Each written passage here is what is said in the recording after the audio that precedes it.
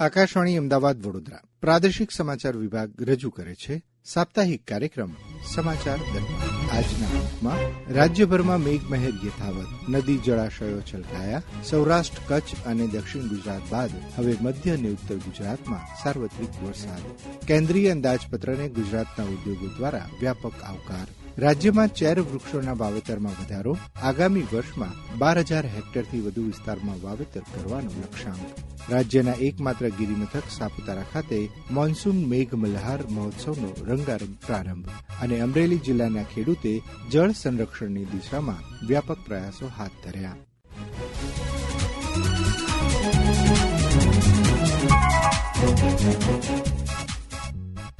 છેલ્લા એક અઠવાડિયાથી રાજ્યમાં મેઘરાજા મન મૂકીને વરસી રહ્યા છે.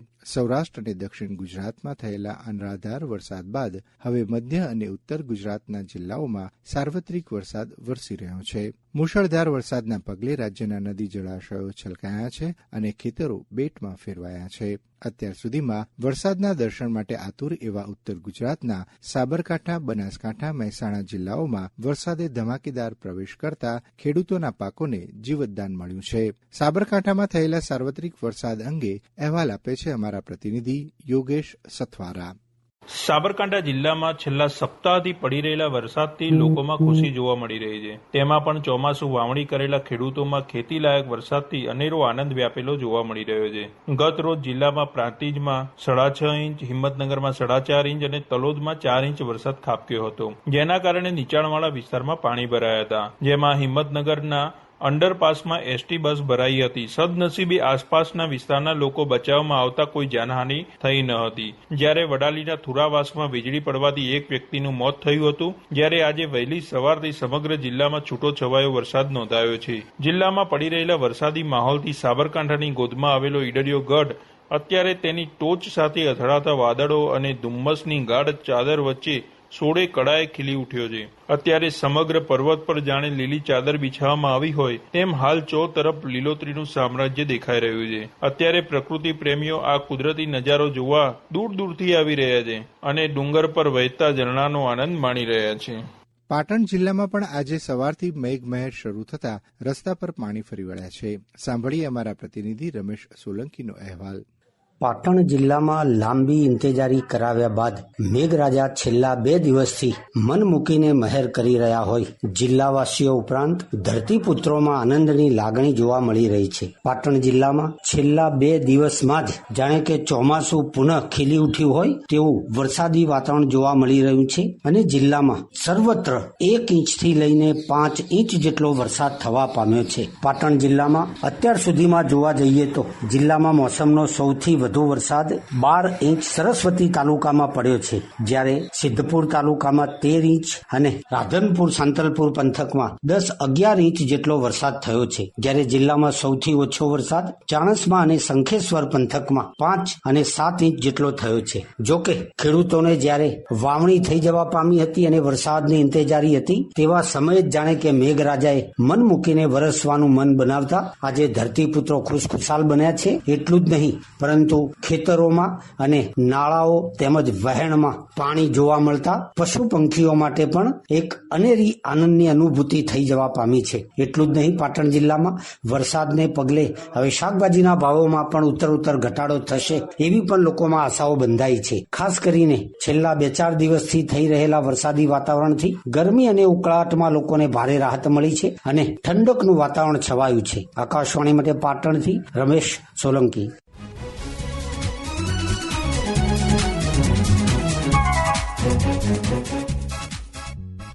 સારા વરસાદની સાથે જ સારા અંદાજપત્રને લઈને ગુજરાતના વેપારી વર્ગમાં ખુશી જોવા મળી રહી છે. ચાલુ વર્ષે ઘણા ઉદ્યોગોની લાંબા સમયની માંગણીઓ પૂર્ણ થતા વેપારીઓએ બજેટને વ્યાપક આવકાર આપ્યો છે.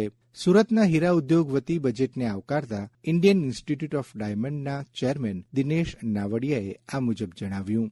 આ બજેટની અંદર જેમ્સ એન્ડ જ્વેલરી સેક્ટર માટે ખૂબ સારી જાહેરાતો કરવામાં આવી. ખાસ કરીને જેમ્સ એન્ડ જ્વેલરી સેક્ટરની ઘણા સમયથી માંગ હતી કે 15% જે ગોલ્ડ પર ડ્યુટી, કસ્ટમ ડ્યુટી લગાડવામાં આવે છે એ ઘટાડીને 5% કરવી જોઈએ, પરંતુ 6% ઘટાડી છે. એ બાબત પણ ખૂબ આવકારદાયક છે કે જેના કારણે મેક ઇન ઇન્ડિયાને ખૂબ મોટું પ્રમોશન મળશે અને બૂસ્ટ પણ મળશે. સાથે સાથે સુરતની કટ એન્ડ ડાયમંડ ઇન્ડસ્ટ્રી માટે ઘણા વર્ષોથી અમારી ડિમાન્ડ હતી. ઓનલાઈન ટ્રેડિંગ ઉપર જે 2% ઇક્વિલાઇઝેશન લેવીનો ચાર્જ લગાડવામાં આવતો એને પણ સંપૂર્ણપણે નાબૂદ કરવામાં આવ્યો છે. કારણ કે આના કારણે ભારતની કોઈ પણ કંપની હવે પોતાની ઓફિસની અંદરથી જ પોતે આ ઓનલાઈન ટ્રેડિંગ કરી શકશે અને એના કારણે અમને હવે 2% ઇક્વિલાઇઝેશન લેવી નહીં ભરવી પડે કે જે વિદેશની કંપનીઓ સાથે પહેલા આ 2% ખૂબ મોટો ડિફરન્સ રો મટીરિયલની કોસ્ટમાં પડતો હતો. ત્રીજી અને ખૂબ અગત્યની બાબત એ છે કે આ નિર્ણયના કારણે જેમ્સ એન્ડ જ્વેલરી અને ખાસ કરીને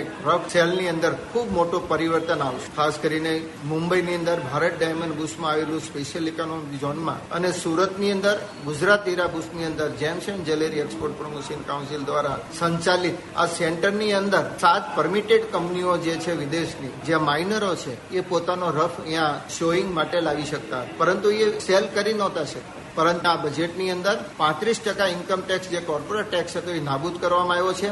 એની જગ્યાએ એક નવી ટેક્સ સિસ્ટમ લાગુ કરીને હવે કોઈ પણ વિદેશની કંપની ભારતની ધરતી ઉપર જ્યારે પણ આ માલ લઈને આવા સેન્ટરોની અંદર આવશે ત્યારે ડાયરેક્ટ નાના વેપારીઓને માલ અહીંથી પોતે સેલ કરી શકશે, જેથી કરીને એમએસએમઈ સેક્ટર સાથે જોડાયેલા મેન્યુફેક્ચરરને હવે વારંવાર દુબઈ, બેલ્જિયમ કે બાકીની કન્ટ્રીઓમાં હવે જવું નહીં પડે. ઘર આંગણે ખાસ કરીને સુરત ડાયમંડ બુશ બનાવવાનો જે એમ હતો કે એક જ જગ્યા ઉપરથી રફ ટ્રેડિંગ થાય, કટ એન્ડ પોલિશનું પણ ટ્રેડિંગ થાય, જેમ્સ એન્ડ જ્વેલરીનું પણ ટ્રેડિંગ થાય અને ખરીદ લે વેચાણ થાય. હવે આ નિર્ણયથી આ સુરત ડાયમંડ બુશને પણ ખૂબ મોટું પુશઅપ મળશે એવું અમે ચોક્કસ માની રહ્યા છીએ.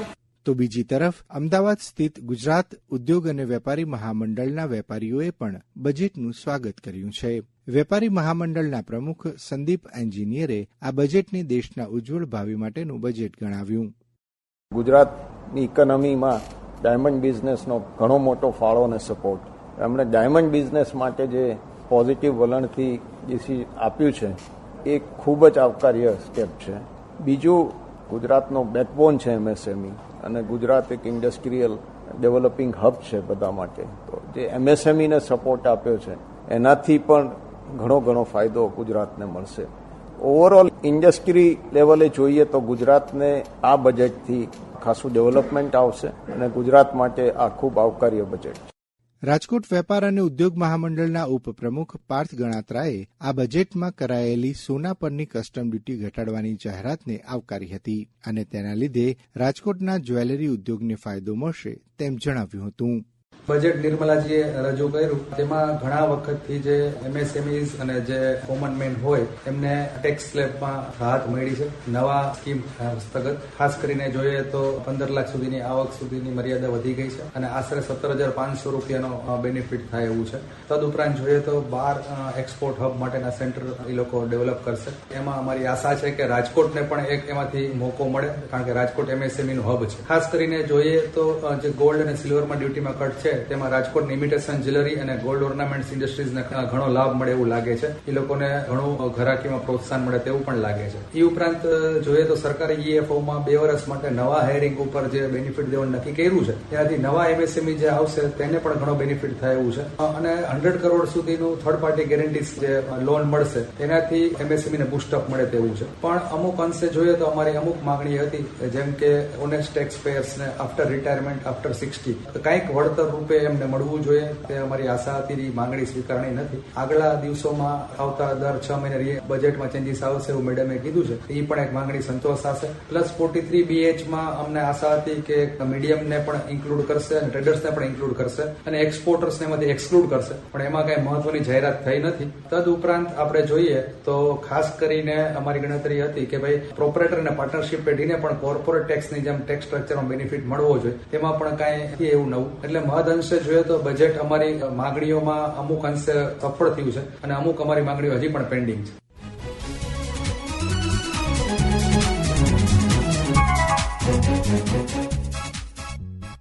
પ્રધાનમંત્રી નરેન્દ્ર મોદીની અપીલ બાદ દેશ સહિત રાજ્યભરમાં વૃક્ષારોપણના કાર્યક્રમો વધી રહ્યા છે. ભાવિ પેઢીના ઉજ્જવળ ભવિષ્ય માટે વૃક્ષોનું મોટા પાયે વાવેતર કરવું એ આજના સમયની માંગ છે. ત્યારે રાજ્યમાં જીવસૃષ્ટિ અને પર્યાવરણ માટે અત્યંત મહત્વપૂર્ણ એવા ચેર વૃક્ષોના વાવેતરમાં વધારો થયો છે. આ આપણા બધા માટે આનંદની વાત છે. વૃક્ષારોપણના વ્યાપક પ્રયાસો બાદ રાજ્યમાં 1,175 ચોરસ કિલોમીટર સુધી ચેરના વૃક્ષોનું પ્રમાણ વધ્યું છે. આ સિદ્ધિ અંગે રાજ્યના પર્યાવરણ મંત્રી મુળુભાઈ બેરાએ આ મુજબ વિગત આપી.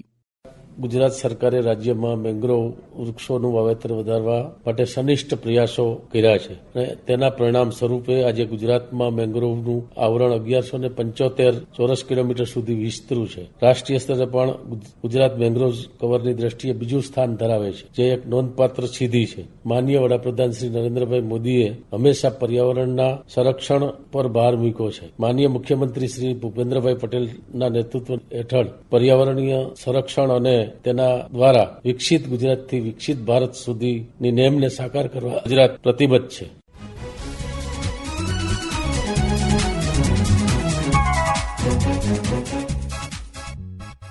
વરસાદના આગમનથી ઠેર ઠેર લીલોતરી છવાઈ છે.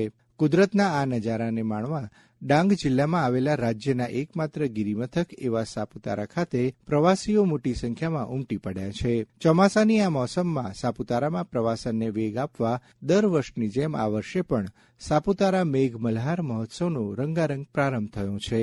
1 મહિના સુધી ચાલનારા આ મહોત્સવ અંગે સાંભળીએ અમારા પ્રતિનિધિ મુનીરા શેખનો વિશેષ અહેવાલ. કાર્યક્રમના મુખ્ય ડોમ ખાતે શુક્ર, શનિ, રવિ એમ જાહેર રજાના દિવસે તેમજ સાપુતારાના મુખ્ય સર્કલ અને ગવર્નર હિલ ખાતે સાંજના સમયે વિવિધ સાંસ્કૃતિક કાર્યક્રમોનું આયોજન પણ કરવામાં આવ્યું છે. તો તેની સાથે આગામી જન્માષ્ટમીના દિવસે ખાસ દહીં હાંડી કાર્યક્રમનું પણ અહીં ભવ્ય આયોજન કરવામાં આવ્યું છે. મોન્સૂન ફેસ્ટિવલ દરમિયાન પ્રવાસીઓને ડાંગ જિલ્લાના આજુબાજુમાં આવેલા 18 જેટલા મુખ્ય જોવાલાયક સ્થળો જોવા, જાણવા અને માણવા મળશે.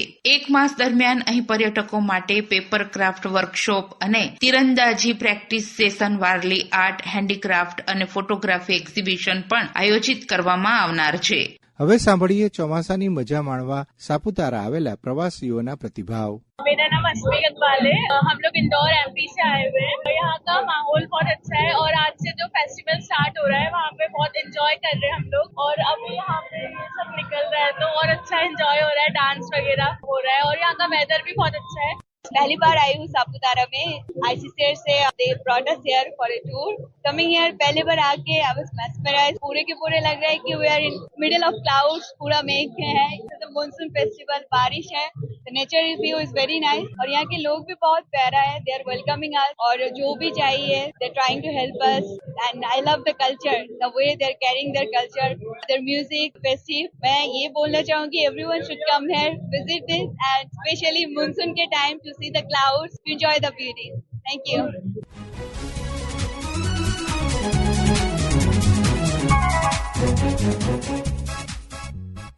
રાજ્યમાં દરિયાકાંઠા વિસ્તારોમાં ખારાશનો ગંભીર પ્રશ્ન છે, જેના લીધે ખેતીમાં ઉત્પાદકતા ઓછી થતી જાય છે. આ સ્થિતિના ઉકેલ રૂપે અમરેલી જિલ્લાના જાફરાબાદ તાલુકામાં એક ખેડૂતે તળાવ બનાવવાની પહેલ કરી છે. અમરેલી જિલ્લાના જાફરાબાદ તાલુકાના વડલી ગામના ખેડૂત પ્રવીણભાઈ સંઘાત હાલ આકાશમાંથી વરસી રહેલા અમૃતનો સંગ્રહ કરી રહ્યા છે, જે જળ સંકટ વખતે સંજીવની બની રહેશે. પ્રવીણભાઈએ પોતાના પ્રયાસો અંગે આ મુજબ માહિતી આપી. આ છે આખો કોસ્ટલ એરિયા છે અને આ મતલબ ખારપાટ, મતલબ પાણી જ હોય જ નહીં. ખારું થાય તો ખારું પાણી થાય. એટલે મને વિચાર આવ્યો કે આપણે બધી જમીન બગાડવી અને કરતા 1 વીઘો હું બગાડી અને એક તળાવ બનાવી દઉં. અને તળાવ 30 ફૂટ ઊંડું છે અને 1 વીઘાનું તળાવ છે.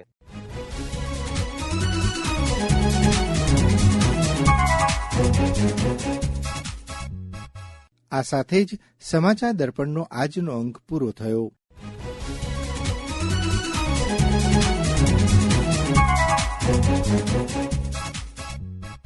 સમાચાર દર્પણ આકાશવાણી અમદાવાદ વડોદરાના પ્રાદેશિક સમાચાર વિભાગ દ્વારા દર મંગળવારે રાત્રે 9:15 રજૂ કરવામાં આવે છે.